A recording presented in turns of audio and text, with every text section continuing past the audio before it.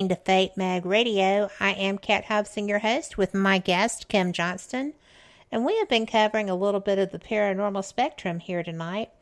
Kim, you were talking about your astral projection experiences, and you were talking about how once you got the hang of it and were able to go when you chose to, you started going when you didn't choose to. Yeah, exactly. So, yeah, some nights, I was, some people can do this just through meditation while they're fully awake. My methods, I didn't have the focus and the concentration to be able to do that through meditation. So I would use different methods to induce it while I was asleep. And, yeah, so some nights I would wake up and would be floating above my body when I didn't want to be. And it really, caused me to lose a lot of sleep. And I felt really tired some mornings when I had to get up and actually go get everybody off to school and Well, go to work because you were a myself. young mom. hmm I was. I had at that particular time of probably a 6-year-old and a 1-year-old. And yeah, so I was getting up in the middle of the night sometimes to take care of kids anyway. And then, this was happening to me as well.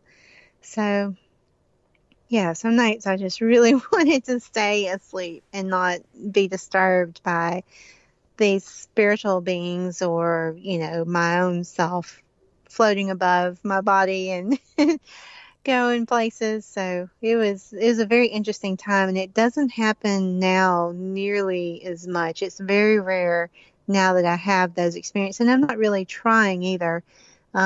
But I don't know if it's because I moved from that house that I felt was haunted. Maybe there was something particular about that house that enabled me to have those experiences to begin with more easily or what, but since I moved from that house years ago, I haven't had very many out of body experiences. But I also haven't really been trying that hard either. So, Well, but they occasionally do you're happen. you're on your second house since you moved from that house. Am I I right? am. Yes. And have you had activity at either of the others? Yes. So initially, the first house we moved into after the haunted house, we did have an older woman spirit that lived there that liked to tease my husband more so than me. She made the windows fly open one night when he was sitting alone, she Oh, liked to walk no. around. Yeah, she liked to walk around in our kitchen and open cabinet doors when I wasn't home. She really misbehaved when I wasn't there. I think she really kind of enjoyed seeing my husband get up, kind of scared. But I had to put her in her place, a time or two. But she was a sweet spirit. She wasn't evil or anything.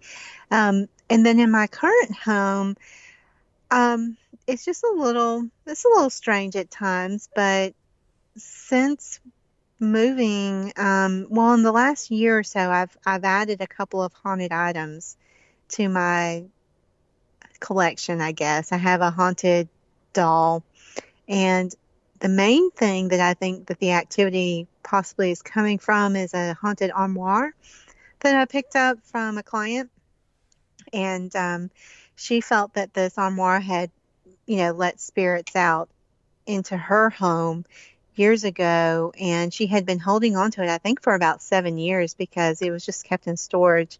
And she just didn't want it to go to anyone. She was waiting to find somebody that knew what they were doing to take it from her. But she felt that it caused her to have a seizure disorder. She was having grand mal seizures. Oh, no. It, yeah, like a 5-year relationship that she had just dissolved, and they were both seeing this man in a uniform, and they felt that he had come from the armoire because would sleep with the armoire door open at night because it has a mirror on the front and it would reflect light into their face if they didn't open the door. And they felt that by leaving that door open, things were coming through. Mm. So I blessed it before I brought it into the house, but um, since then, I've had to have it blessed 2 more times. The first time I knew something was up was, it started creaking and popping. My dogs were going nuts, barking at it. And, several of us in the house just felt like something wasn't quite right. And we maybe were hearing, so I think someone was hearing voices and, someone else was feeling like a presence. So we had it blessed again and things were fine. And then just recently, as of like maybe just a few weeks ago, I started noticing that the door wouldn't stay shut. And I started going through it, trying to figure out if there was something in it that was causing it to not stay shut. And a really heavy box fell out of it and onto my foot. Oh, mercy. Oh, it hurt so bad. And I was just like, okay, it might be time to bless this again. And, because that door just, no matter what I did, wouldn't stay shut. And since we've blessed it, it's, the door is shut every time I've gone in there to check on it. And, the dogs are much calmer. The dogs tend to be a pretty good indicator that something's up because they just go nuts when Yes. when it's not acting right. So, but we haven't had any severe issues with it like the client did. But yeah, I think there might have been something in this house before we moved in. I had the house blessed before we moved our stuff in. My husband again was here alone and he heard someone knocking on the door and no one was there. So we just had it blessed just to make sure. But that's pretty much been all. It's fairly quiet now in my current situation, my current house. So, but Okay. I do have a neighbor that has already. You went with me. I You already did. had to help me once with a neighbor. So yeah, there's stuff here. And that surprises me. But, Hmm. that was the way that land around there is laid out. And I'm sure they've graded it and done things like to build the office park up higher on the other side of the valley area and stuff. But that Hmm. was probably native land at one time because it's just too good an area not to have been an encampment or something. Mm, So it just true. feels like that. But, Hmm. you know, I'm going out on a limb here and saying Dan was tripping over the stuff happening around him, wasn't he? Yeah, I yeah. mean, because he is not that guy David would be. It is, He is. He doesn't like it at all, and he really doesn't want to watch scary movies. And I'm kind of the same way. I'm not really into scary movies either.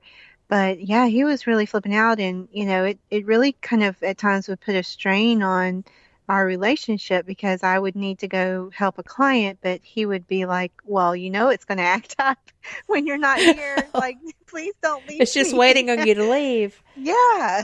So, but we got it worked out and we got it to a good place where the woman and the spirits would behave while I was gone. So, but yeah, he's had to put up with so much. Oh my gosh, Kat.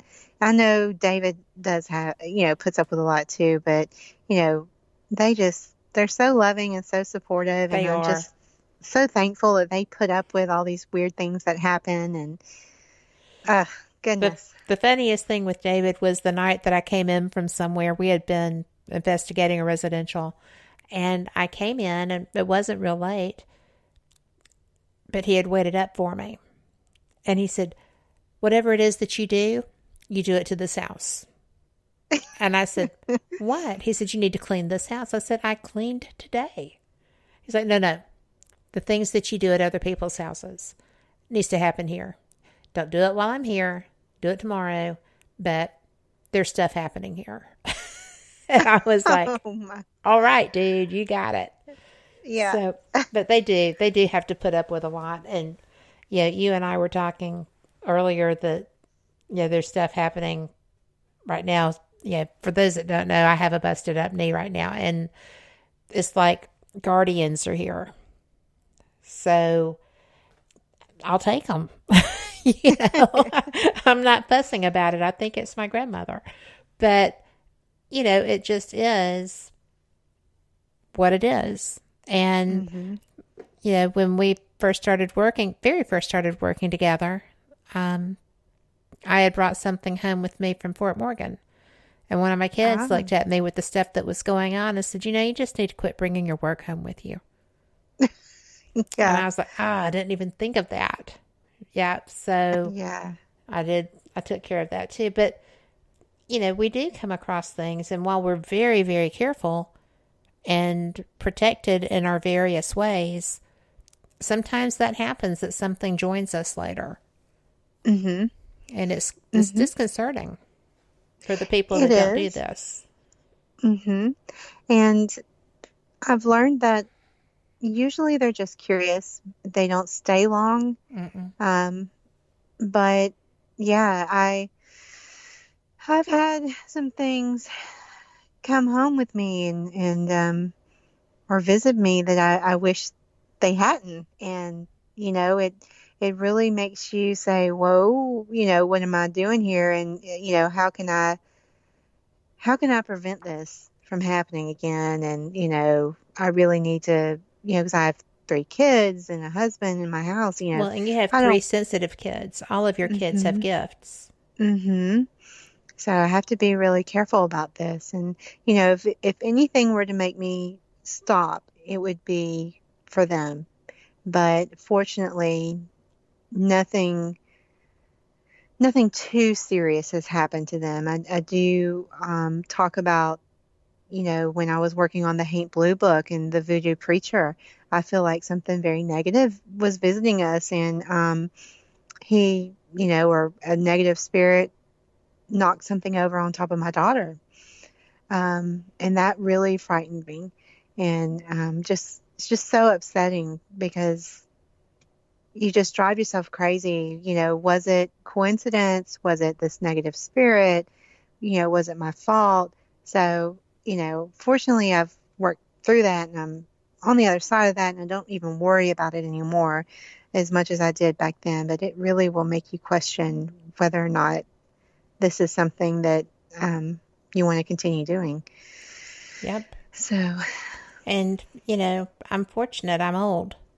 I don't have, I have dogs. All of my kids are grown. I'm starting, the grandkids thing. So there aren't children as a rule in this house. But lately there have been, and it's been interesting because it's not bad mm-hmm, because like I said, I believe it's, great grandparents. But you do have to think of those things. When I first started doing this, my mm-hmm, kids were still in school. And it gives you pause. When we come it does. back after our break, we've got a couple of minutes, but when we come back, I'd like to expand some the armoire and your haunted objects. But I also, we have another question from chat that I think we have time for really quickly, and that was from Carl about what equipment do you use? We've got about a minute and a half. Okay. Definitely like an EMF meter. I recently upgraded and got the digital um, Gauss meter, and so I've got that. And a voice recorder. I've got several of those, and I don't go anywhere without them. And the thing that I really, really enjoy using lately are the dowsing rods. Mm-hmm. I've just really, really drawn to them, and I'm enjoying learning something new and seeing how responsive they are to the questions that we ask. Um, and then Spirit Box, and I use the traditional, you know, anything from a Hack-a-Shack, modified FM radio to um, the more modern one, which is the SB7 or Mm-hmm. SB11. And then I love playing with apps too. So some of the apps, are kind of hokey. I don't really like those, but if you use them enough, sometimes you can find a really good one. I really like the Sono X10 and X12 I've been app right playing with now. that. Mm-hmm. Mm-hmm. You Yeah, told so me I'm about kind of that into one. that. I'm into that. Well, it's effective. Mm-hmm. Of course, I can't do it right now because I'm only in my house, but we are going to have to go to break. And we'll be back in 5 minutes. This is going to be a 5-minute news break. I hope there's a little good news. We could